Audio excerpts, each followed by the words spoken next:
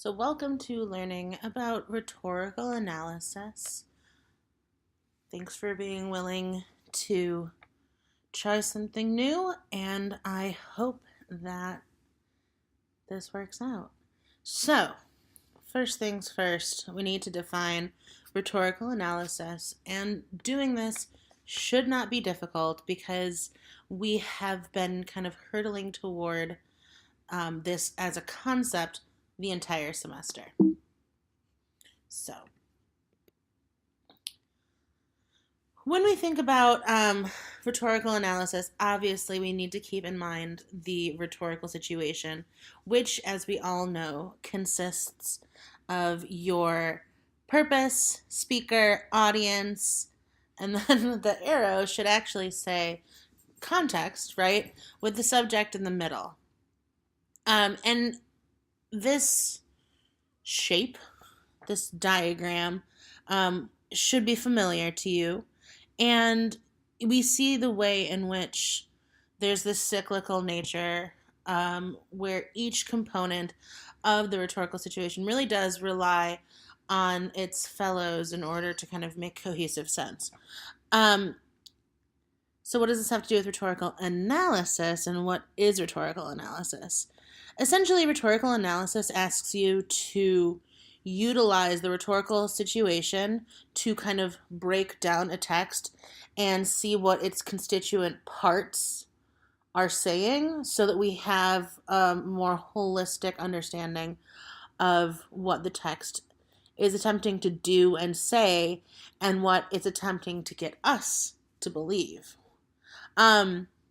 Likewise, when you utilize these analytical skills, you're helping yourself as a reader come to a greater understanding of the text, but you're also conditioning yourself as a writer to write with more purpose and with a greater mastery over how to communicate with your audience.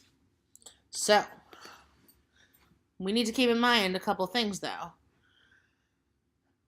Namely, that writers of different disciplines are going to use a lot of strategies, not just one, in an effort to achieve their goals of being heard. So, in saying that, in knowing that there's a variety of different methods by which we're going to see creators of different texts having different goals, we also need to approach different texts with different goals in mind.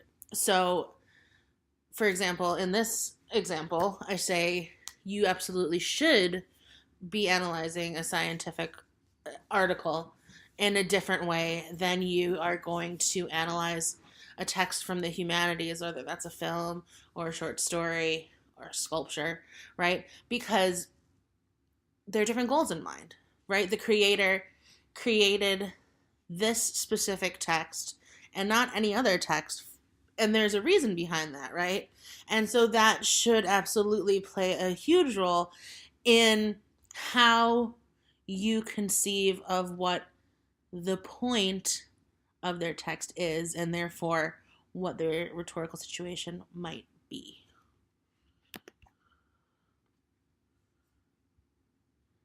Moving on.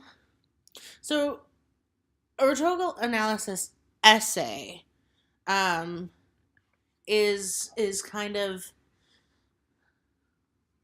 let's see, how do I say this? Much easier than you think, but it's a hugely important part of learning how to be a good reader and a good writer. When you write a rhetorical analysis, you're being asked to formally recognize the elements of the rhetorical situation and determine how they're working together to show the author's purpose and context, right? So it's not enough to just say this is what is happening. Rather, you need to say this is what's happening and this is why. And furthermore, it shows the author's intent to get us to believe or think Z, right? So when you are tasked with writing a rhetorical analysis essay, three things to keep in mind: identify, determine, and assert. This is no place for wishy-washy. I feel. I maybe think. Cut that out. Be ruthless in your assertion because you need to go with your gut. It's going to help you far more than anything wishy-washy will. So identify what strategies the author is employing to communicate their message to the audience, right? What strategies is the author using to reach out to their audience? Simple but effective way to start. Determine what effect these strategies are trying to achieve, right? So, is the author attempting to persuade the audience to believe something? Is the audience supposed to be moved to act in a certain way? Are they supposed to show a particular kind of emotion? Try to figure out what the author is after. And then assert whether or not these strategies are utilized efficiently given the author's purpose and audience. So to kind of break that down a little bit, really what this rhetorical analysis is asking you to do is to discuss the strategies that the author is using to reach their audience. Tell us how those strategies are being employed. Oftentimes, this is achieved by quoting an example from the text. And then finally, explain why the author chose to use these particular ideas and strategies, and talk about whether or not they were successful. Simple as that.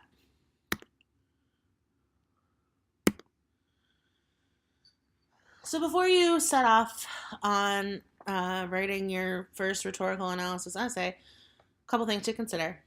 So, firstly, consider the speaker or creator or rhetor and assess the voice and persona of the text, right?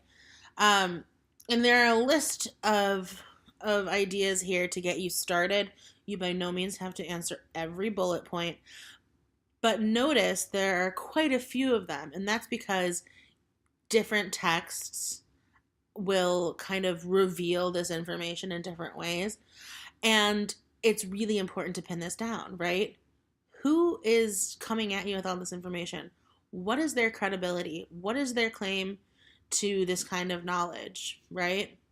Is it a scholarly text and there's a scholar talking to you? Is it a scholarly text and there's a layperson talking to you?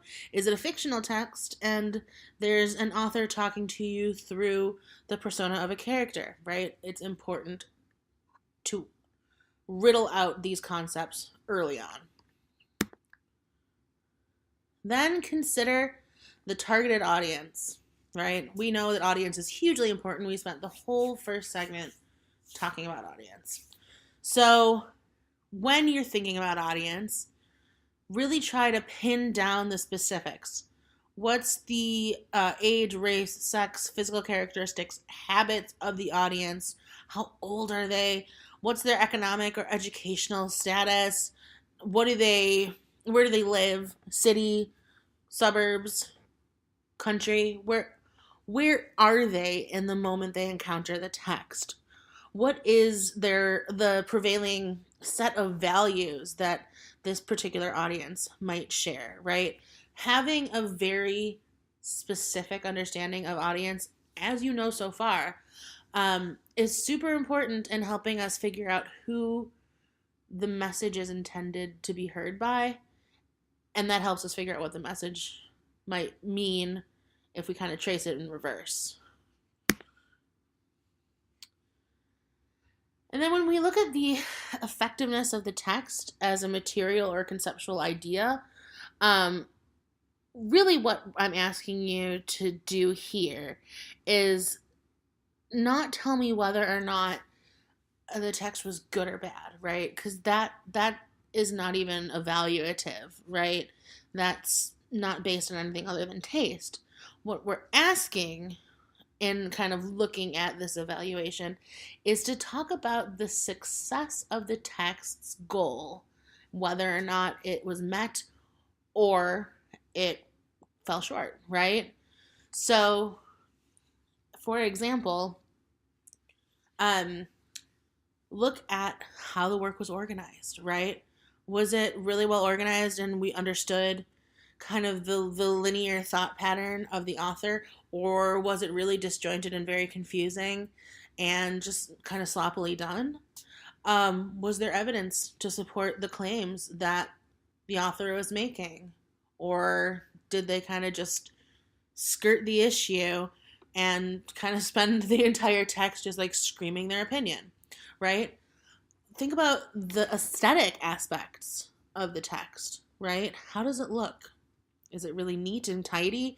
Is it written so that it fills the page nicely, or is it just kind of disjunctive and fragmented and weird? What's going on? What does it look like? When you confront it, are you turned off because it just seems too difficult to deal with, or does it seem inviting, right? In thinking about these things and in evaluating the text in this way, we come to a greater place of understanding and allow ourselves the opportunity to really kind of make a claim about what a text is doing and why it's doing it.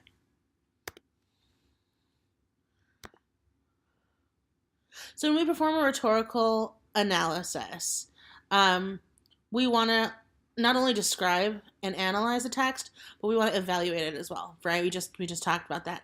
And it's the evaluation that is, I think, the kind of the most important and most often overlooked aspect of the rhetorical analysis. So to really help us not only analyze but to evaluate, we want to lay the foundation.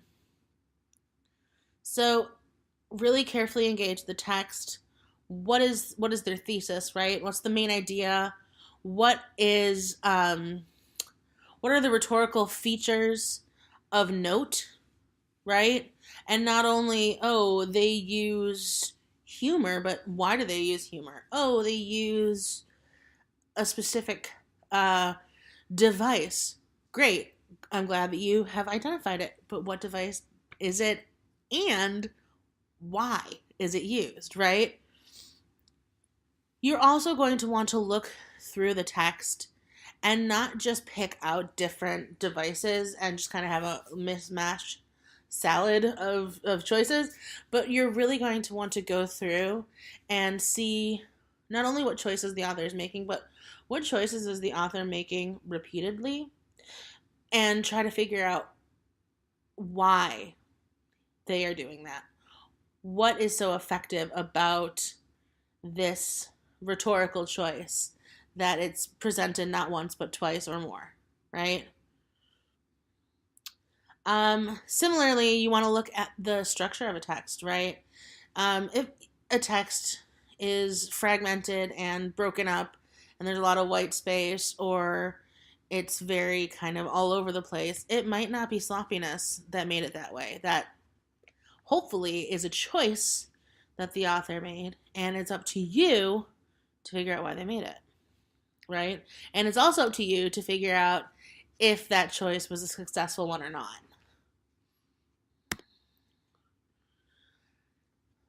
Now you can begin your analysis. So you're going to start with the thesis, just like you would with any other essay. So what point do you want to make about the choices that are made throughout this text? How are these choices coming together to make the author's argument? And how are they conveying the purpose, right? And then you are going to really go into the rhetorical situation, right? How these different rhetorical choices reflect the author's rhetorical situation. And then you're also going to kind of zero in on the stylistic choices used to convey these rhetorical choices. And then you're going to finally evaluate the rhetorical strategies that are being used. So it's not enough, again, just to say, here's what's happening. We want to say, here's what's happening, here's why it's happening, and here's why it is not effective.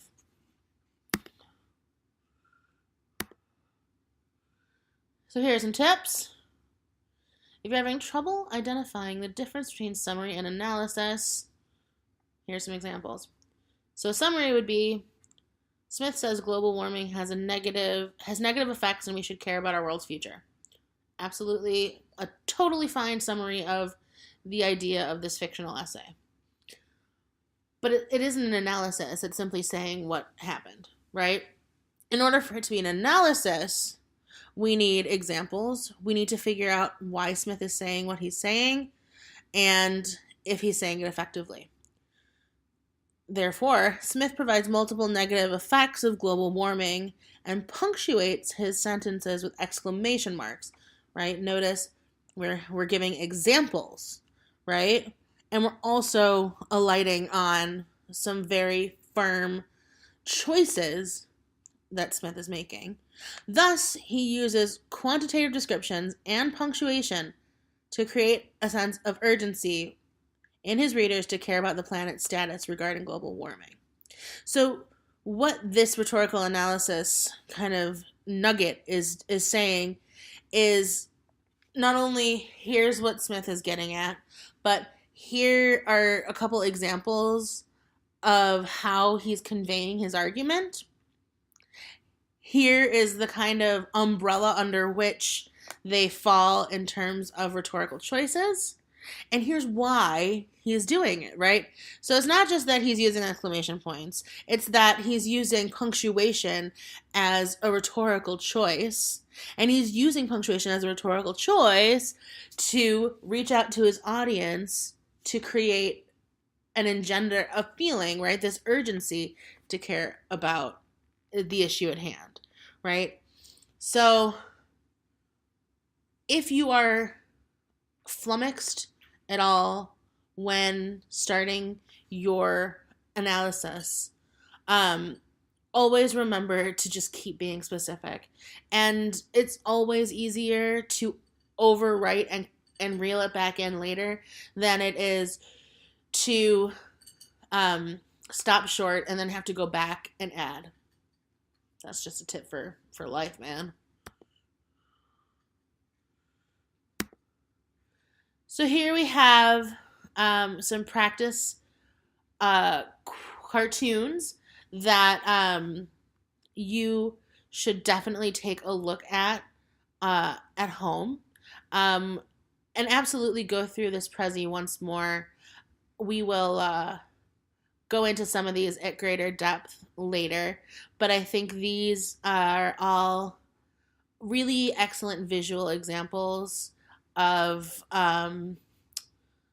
how information is contained in ways that we least expect, and through rhetorical analysis, we can uncover a much deeper and richer appreciation for what they're doing.